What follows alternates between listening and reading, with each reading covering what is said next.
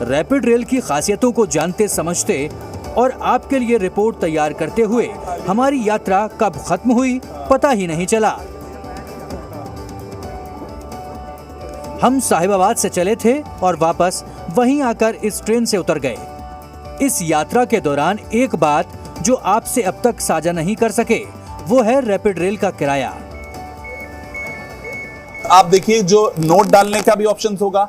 Ticket आप खरीदना चाहते हैं तो इस वक्त वो स्टैंडर्ड और प्रीमियम, अगर आप प्रीमियम की लेना चाहते हैं तो प्रीमियम कोच में सफर कर सकते हैं। स्टैंडर्ड है वो इस वक्त स्टैंडर्ड, अगर हम क्लिक करेंगे तो आप देखिए इस वक्त वो साहिबाबाद से दुहाई डिपो की तरफ अगर आप लेना चाहते हैं टिकट तो अभी आपके पास यहाँ पर वो ऑप्शन नजर आएगा और यहाँ पर आप दुहाई में दबाते हैं तो इस वक्त मैं आपको उसका किराया भी बता दूं। जो किराया होगा वो अगर इन 5 स्टेशन में आप 50 रुपए होगा, लेकिन जो मिनिमम किराया इस वक्त हमें नजर आ रहा है गोलधर तक का वो 30 रुपए है गाजियाबाद जाने का। यानी जो अगला स्टेशन है यहाँ पर वो गाजियाबाद 30 रुपए में आप जा पाएंगे। दुहाई 40 रुपए और दुहाई डिपो तक 50 रुपए आपसे लिए जाएंगे। और उसी के साथ अगर मैं पीछे आकर इस वक्त प्रीमियम कोच की तरफ जाकर दुहाई का दबाऊं तो यहाँ पर प्रीमियम में जो 50 रुपए लग रहे थे स्टैंडर्ड में वो प्रीमियम में आकर 90 रुपए उसका किराया हो जाएगा। और सिंगल जर्नी टिकट या रिटर्न टिकट आप लेना चाहते हैं उसका भी ऑप्शन आपको मिलेगा। यहाँ पर गोलधर 50 हो जा रहा है, लेकिन देखिए यही मैं अंतर आपको दिखा रहा हूँ कि प्रीमियम और स्टैंडर्ड कोच में क्या अंतर होगा। प्रीमियम के इस वक्त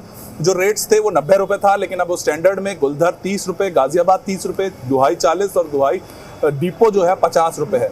और उसके साथ प्रीमियम के इस वक्त यहाँ देखें तो प्रीमियम में वो दाम बढ़ रहे हैं, किराया बढ़ रहा है, 90 रुपए हो रहा है और 50 रुपए मिनिमम इस वक्त यहाँ पर वो हमें नजर आ रहा है। इस वक्त अगर आप एक टिकट लेकर UPI, bank card, NCMC wallet यानी कि वो नोट के जरिए आप पेमेंट कर सकते हैं। यहाँ पर आप नोट डाल पाएंगे। यूपीआई ये सबसे बड़ी चीज है। क्यूआर कोड इस वक्त होगा, उसको आप स्कैन करेंगे, उसके जरिए आप पेमेंट कर पाएंगे। प्लेटफॉर्म पर हमने 2 खास बातें और देखी। पहली बात कि प्रीमियम कोच के यात्रियों के लिए अलग से एंट्री पॉइंट है और दूसरी बात उन्हें खड़े होकर ट्रेन का इंतजार करने की कोई जरूरत नहीं है क्योंकि बैठने की इतनी बेहतर व्यवस्था जो है। रैपिड रेल प्रोजेक्ट की आधारशिला प्रधानमंत्री नरेंद्र मोदी ने 8 मार्च 2019 को रखी थी। मकसद ये था कि मेरठ से दिल्ली या दिल्ली से मेरठ का सफर करने वालों को आसानी हो, उनका समय बचे, लोकल ट्रेन की लेट लतीफी से उन्हें निजात मिले। क्योंकि रैपिड रेल दिल्ली के जंगपुरा से शुरू होकर सराय खाले खां, न्यू अशोकनगर, साहिबाबाद, गाजियाबाद होते हुए मेरठ साउथ नॉर्थ को पार करेगी और मोदीपुरम डिपो स्टेशन पर जाकर रुकेगी। अगर आप पैसेंजर ट्रेन में बैठकर साहिबाबाद से मेरठ या मेरठ से साहिबाबाद जाते हैं तो 1 घंटा 45 मिनट लगता है, जबकि रैपिड रेल से ये दूरी सिर्फ 30 से 35 मिनट में पूरी हो जाएगी। मेरठ से साहिबाबाद होते हुए दिल्ली 24 घंटे में सिर्फ 3 पैसेंजर ट्रेनें जाती हैं, लेकिन रैपिड रेल तो हर 15 मिनट में मिल जाएगी।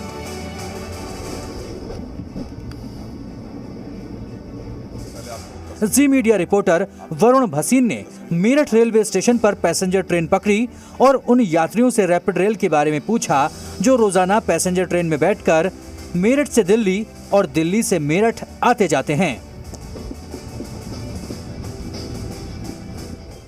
इस ट्रेन को पकड़ने का हमारा सबसे बड़ा जो कारण ये था कि रोजाना जिनकी रोजमर्रा की जिंदगी इन ट्रेन्स के कारण आप देखिए बनती और बिगड़ती है, उनके लिए उनकी चीज़ों को, उनके प्रॉब्लम्स को एड्रेस करते हुए, समझते हुए हम देख रहे हैं और क्या वो बदलाव उनकी ज़िंदगी में आ सकता है जब वो रैपिड रेल दौड़ने लगेगी, मेरठ तक पहुंच जाएगी तो वो क्या बदलाव आएंगे। तो जो लोग चलते हैं रेगुलर के लिए उनके लिए तो यही बेस्ट है, बट जिनके लिए अपना समय कीमती है वो तो उसी से रैपिड से आना जाना करेंगे। इससे ये फर्क पड़ सकता है सर, क्योंकि जो आदमी वहाँ कमरे में पहले रह रहा है वो मेरठ तक अपने घर से ही एजुकेशन कर सकता है। अच्छा रहेगा, समय में प्रभाव पड़ेगा।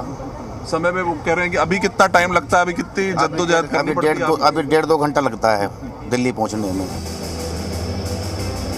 मेरठ के लोग इस बात को महसूस करते हैं कि रैपिड रेल आने से उनका समय बचेगा और समय तो सबसे बड़ा धन है। वरुण भसीन, जी मीडिया, साहिबाबाद। और यहाँ रुकेंगे छोटे से ब्रेक के लिए, लेकिन